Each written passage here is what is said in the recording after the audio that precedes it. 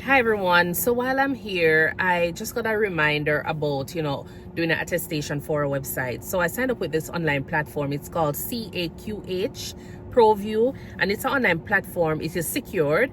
That is developed by the Council of Affordable Quality Healthcare to streamline the collection and sharing of self-reported provider data. It serves as a centralized repository where healthcare providers can input and maintain their professional and practice information, which can then be accessed by authorized health organizations or healthcare organizations for purposes such as credentialing, directory services, and claims administration.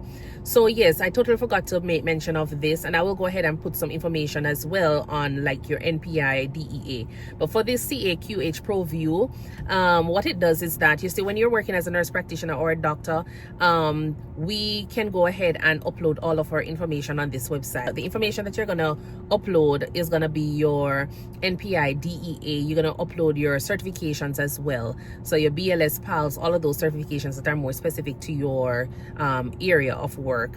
And you're also going to be uploading NPI information or ID information for the practice that you're working. You're also going to need to put in information regarding where you studied for your program, and all of that information is going to be there so that insurance companies, billers themselves can actually get access to that information. So rather than you seeing patients from like Medicaid, Humana, United Healthcare, and everybody wanting to find out whether or not you are qualified to be seeing patients and to be billing patients, then what this does is that it allows those persons to come over to this website and get that information. So you don't have to be getting that constant email every second whenever you have a new insurance company or provider working with.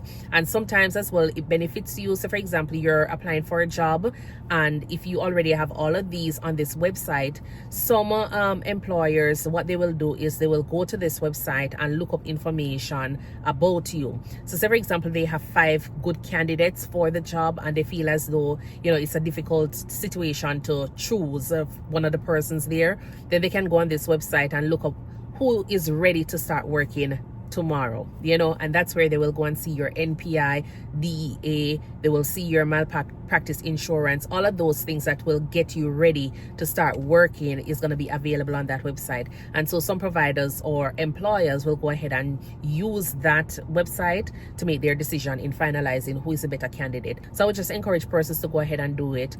Every 90 days, you will get a reminder to say that you need to, do an attestation on the website. And it's just to make sure that everything that is there is accurate. Your practice location, the information there is accurate. There is no expired, license or certifications on your website there.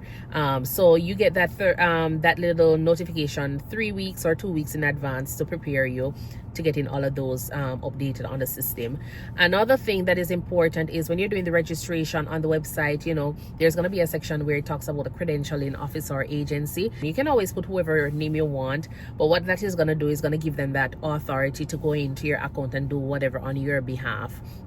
So for independent contractors, if you're just doing this for yourself, then I would highly recommend, doing it how they recommend it. Put your information there, because you don't want to be a case where you put another person or a company's information there, and then that person can go into the account and see all of your data or make any changes. If you have an actual, like a LLC where you have other persons working along with you, and you definitely need somebody to take care of that aspect of your paperwork, then I would encourage you to put that person's name there, so it can be a little bit easier for you, so you don't have to be going through with all of this headache with trying to get in all of the information done.